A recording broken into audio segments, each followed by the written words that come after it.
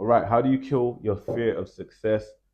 Welcome back to another video from me. It's a mindset video, mindset special on this channel. So it's still dedicated to you growing your online coaching business, but it's the mindset element of it because I think it's just as important as all the strategies.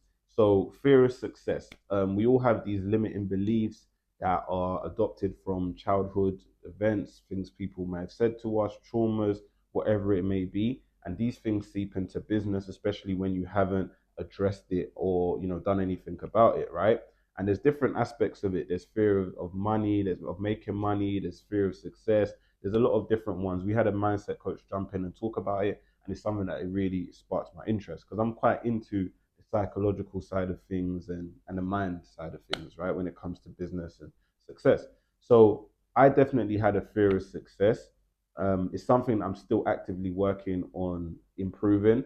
And when I say fear of success, what I boil it down to, and others may tell me I'm wrong, but I boil it down to a self worth thing, something to do with self worth, right?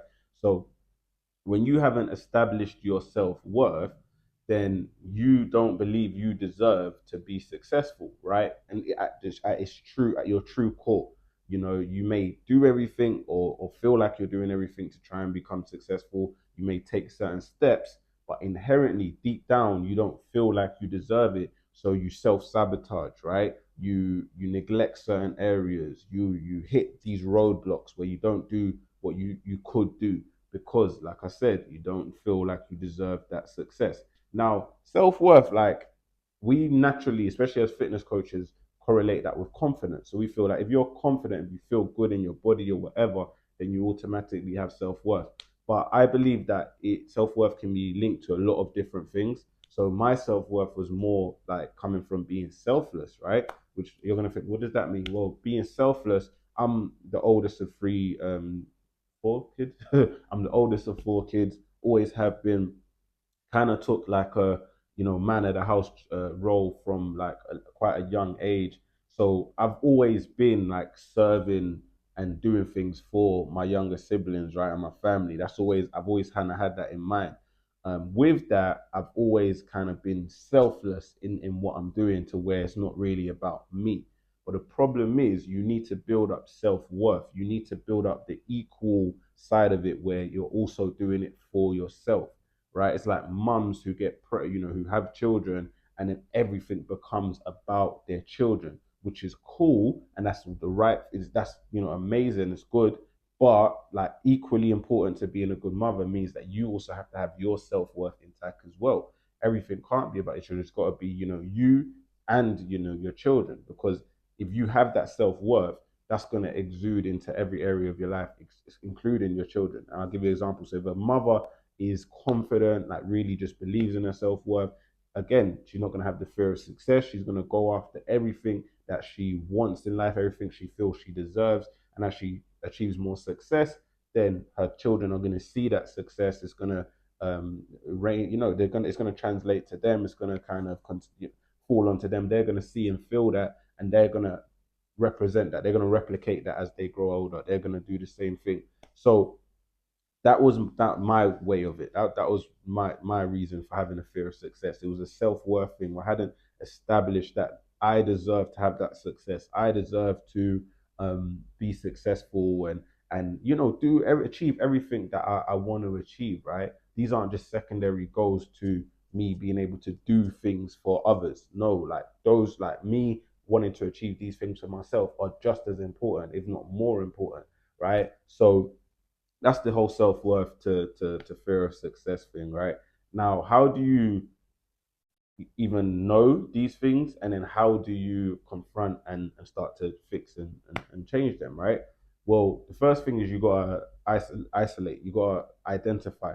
If you have an issue, health wise, or there's a pain in your leg or something like that, the first thing you gotta do is isolate the pain. Where is it? Identify what the pain, what's causing it, and then we can start to fix it. So it's all about finding out, what is actually the root cause of your fear of success. Do you even have it? And if you do, what's the root cause of it? So for that reason, you've got stuff like journaling and introspection. All right. So I think in general, everyone should become more introspective and journal and meditate and and do reflective meditation. There was a time where I would always meditate every day, and for like, you know, for 3 minutes out of that meditation, I'm thinking about the day before, I'm thinking about how I've acted, I'm thinking about past events, and I'm trying to see, you know, just look at my actions from a bird's eye view.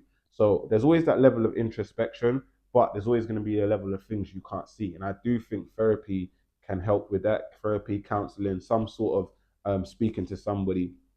And people think that, like, people frown upon that, people kind of shun it. But listen, I personally believe that it's beneficial. I believe that you don't need to get sucked in, and it doesn't need to be a thing that you don't have to do it consistently. I've done 6 therapy sessions or 5, you know what I mean? So I don't think it's something that you have to do consistently every week, and just like, you know, it has to become part of your identity. But I think even a few sessions, even a session a month, even a session every 2 months, it could be a session a quarter. Do things on your terms. But I think those conversations, those reflective conversations, when I say reflect, I don't mean like just the fact that you look back. I mean the fact that you bounce your ideas off somebody, and you tell someone your thoughts, or not your thoughts necessarily, but like past events, or, you know, you answer certain questions and they bounce back to you, you know, those thoughts and what they look like from a different standpoint, right? And that allows you to learn little things about yourself. It's never what you, I don't know, for me it wasn't what I thought it may be, of just jumping in and just tears and do you know what I mean? It was just little, because I think where I'd done so much of that introspective work as well, it was just little gems that came out that made me just realize that, oh, like, you know, and just made me think differently, look at things differently. It was little moments where it was like, nah, like, you're doing all right, like, you know, you might be a bit harsh on yourself and stuff like that, that made me just look at what I'm doing, and open new waves of thoughts, right? And another form of therapy, a different thing, is mindset coaching. The one that did I mention the mindset coach? I don't think I did, but yeah, we had a mindset coach jump on one of our webinars recently for the team. So I know that mindset coaches also can be very powerful, and they do similar things to therapy, so similar to hypnotherapy, which I've heard about, and I'm interested to even probably try one day. Where it sounds crazy, like you always imagine a man with a clock, but it's more about going into your subconscious, or getting you to a state where you're closest to your subconscious, like near sleep, and then sewing in, like sewing in positive things, and so on and so forth, from what I've heard, right? But I do think bouncing your ideas off somebody, talking to somebody, whether it's a mindset coach, hypnotherapist, a therapist, whatever, that could be flipping beneficial. All right, 100%. So that's 2 ways of actually identifying the fear of success and what's causing it, and getting to the root cause. Now, addressing it is going to be individual, because it's going to be based on what your reason is. Okay. But things like, you know, the therapy and everything that I've mentioned, those things will also help you to address those issues. They will help you to target some certain things, do some reversal kind of thing, right? Because for me, I've done a lot of affirmation, listening to affirmations morning, evening, and monitoring what I consume content wise in the morning and the evening. I've done a lot of that, which is similar to what a lot of like hypnotherapists and mindset coaches will do, right? So however you do it, you're gonna need to start digging into your subconscious mind, which is the part of your mind that is not like just apparent in everyday situations, right? It's more like tucked underneath. You're gonna start need to digging into there, finding issues, sewing back in positivity, sewing in new messages, reprogramming in a sense. Okay, so it sounds like all hippie work. I know for some of you it sounds like, oh, this is all that, but I guarantee you that you're only gonna go far as this allows you to. You know what I mean? And you have to kind of find out where your weaknesses are when it comes to this, when it comes to the mind. You got to find out where you're going wrong, what's happened, what's caused certain limiting beliefs, limiting things. You got to find out. And once you find out, then like I said, you identify the problem, then you can solve the problem. Okay. So don't sleep on this situation. Shout out BetterHelp, man. They ain't sponsoring this video, but I haven't even used them, but I've heard of them, and I respect and I like the incentive and the mission that they're on. From what I've seen, I don't know if anyone's got any different tales to tell, but I like what they're doing to kind of make therapy accessible to the masses. I like that, right? It's a good smart business move as well.